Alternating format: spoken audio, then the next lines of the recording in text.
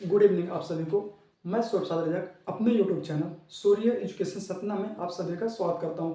आज मैं यहाँ पे आपको क्वेश्चन नंबर 3 एक्सरसाइज 8.1 का जो कि क्लास 9th का यहाँ पे क्लास का आपको कराई जा रही है। क्लास 9th एक्सरसाइज 8.1 का क्वेश्चन नंबर आपका 3rd। क्वेश्चन नंबर जो आपका फर्स्ट एंड सेकंड है प्रीवियस क्लास में ऑलरेडी आपको कराया जा चुका है। तो अगर आपने प्रीवियस क्लास नहीं देखी है तो एक बार आपको प्रीवियस क्लास के question number first and second जरूर देख लें, फिर उसके बाद आप इस क्वेश्चन को आप यहाँ पे सॉल्व कर सकते हैं। सबसे पहले मैं आप लोगों को बता देता हूँ कि क्वेश्चन क्या कह रहा है। यहाँ पे यहाँ बोला गया है diagonal AC of a parallelogram ABCD bisect angle A C figure, जो आपको ये फिगर दिया गया है यहाँ पे, सो दैट मतलब आपको प्रूव करके बताना है it bisect angle C also.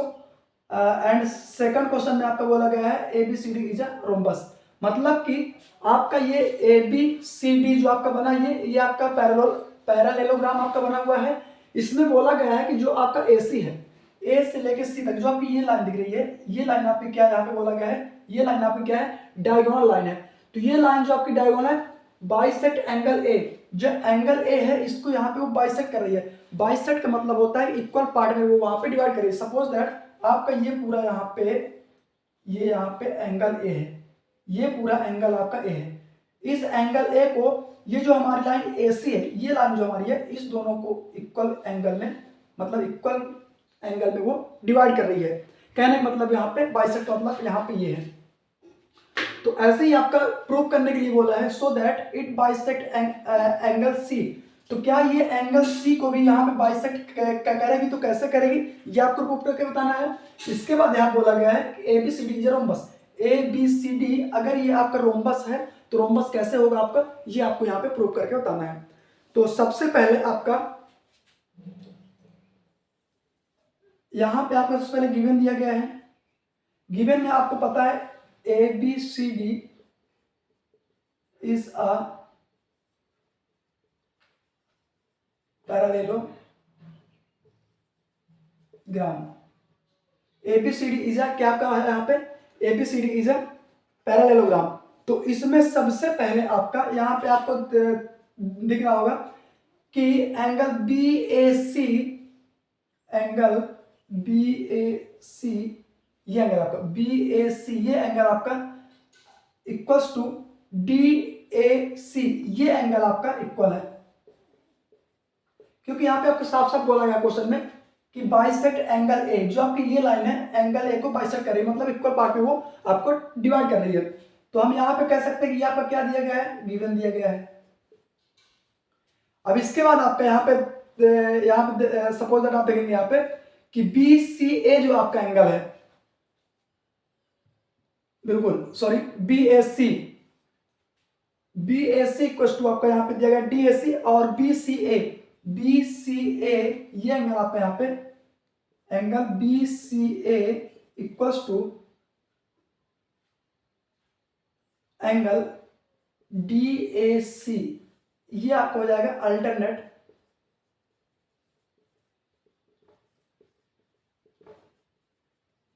Interior angle से। अल्टरनेट इंटीरियर एंगल से आपको पता है कि जेड शेप की अगर आपका शेप बनता है, यहां से आप देखेंगे कि कुछ ऐसे इस प्रकार से आपका ये बन रहा है ऐसे। तो ये आपका यहाँ पे दिया गया है C, और ये आपका यहाँ पे B है, और ये D है, और ये आपका A है। तो जो आपके ये एंगल होंगे, ये एंगल, तो BCA ये एंगल आपका, और DAC BCA and BCA DAC, तो ये एंगल यहाँ पे क्या होंगे, इक्वल होंगे। तो यहाँ पे आप जेड शेप भी देख सकते हैं कि जेड शेप आपका बन रहा है, और इसके बाद ये अल्टरनेट इंटीरियर एंगल है। तो इससे ही आपके दोनों एंगल क्या हो जाएंगे, इसमें से इक्वल हो जाएंगे। सेम ऐसे ही आपका हो जाएगा and BAC angle equals to DCA angle DCA alternate interior angle से। सेम वैसे ही आपको हो जाएगा।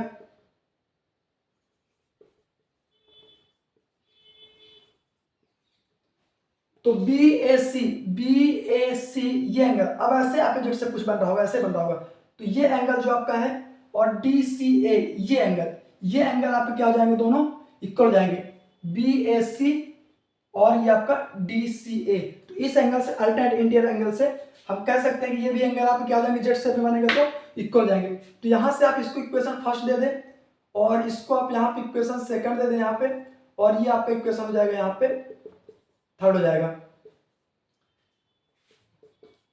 From equation first second and third, equation first second and third से आप बात करेंगे।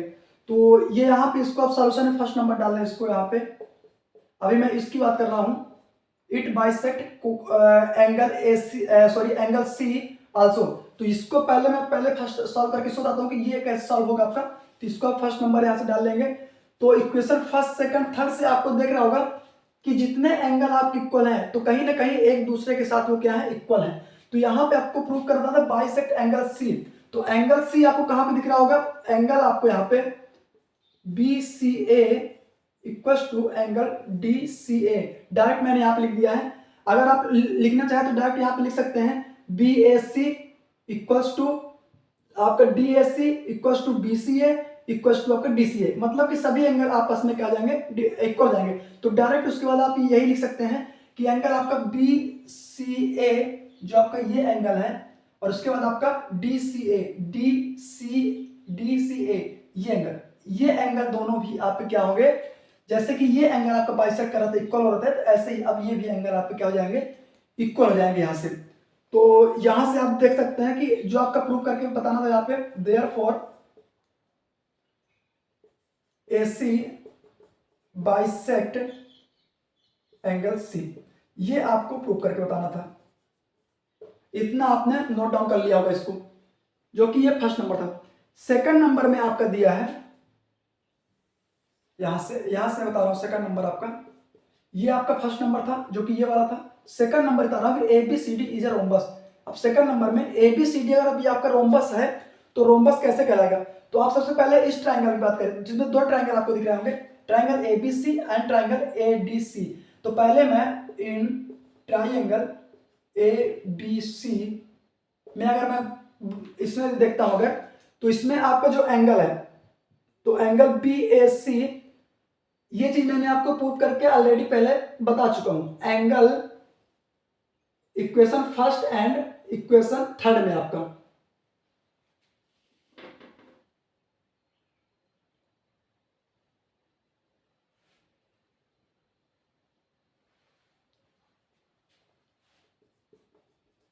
From equation first and second.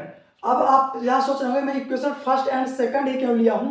तो यहां पे आप देख रहे होंगे इक्वेशन फर्स्ट एंड सेकंड में अगर मैं इस ट्रायंगल की बात कर रहा हूं आपको, तो यहां देखेंगे कि इक्वेशन फर्स्ट में आपका BAC इक्वल टू DAC आपका दिया है, एंगल BAC इक्वल टू आपका DAC दिया है, लेकिन DAC की वैल्यू इक्वेशन सेकंड में यहाँ पे क्या दिया है, BCA दिया है। तो आपका ये BCA इक्वल हो जाएगा। इसको आप यहां से इक्वेशन दे सकते हैं, इक्वेशन 4 आप दे देंगे इसको। अगर ये आपका है तो हम कह सकते हैं कि AB इक्वल टू आपका हो जाएगा BC। कैसे हो जाएगा आपका ये, opposite side to equal angles are equal.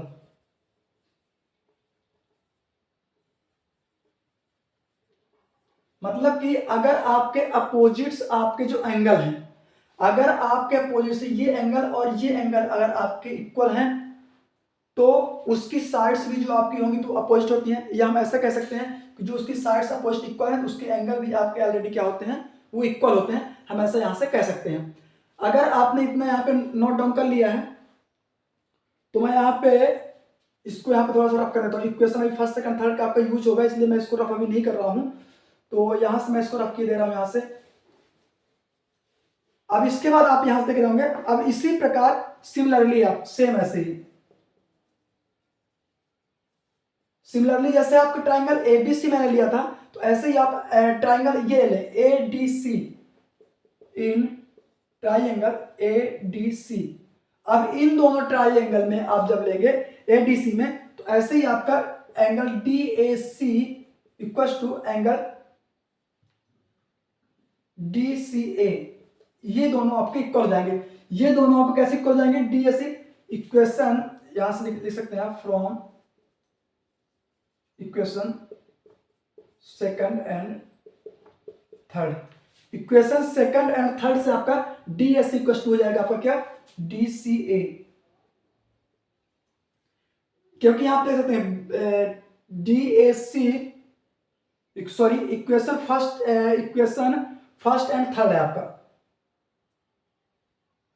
Equation first and third देखेंगे आप कि बी एस सी की वैल्यू आपको कितनी दिया है आपका, डी एस सी।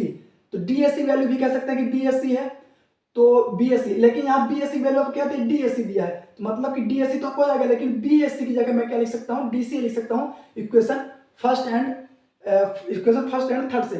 तो इसके बाद हम कह सकते हैं कि D A equal to D C.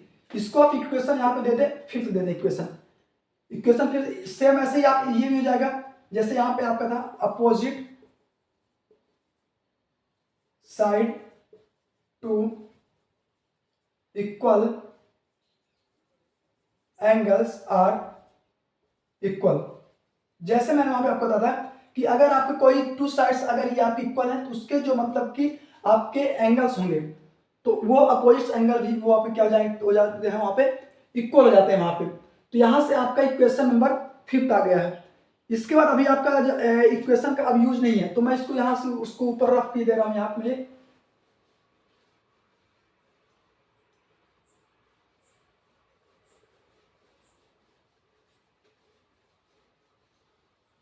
अब इसके बाद यहाँ पे आपको दिख रहा होगा कि हमको सॉल्व करना था ABCD रोम्बस।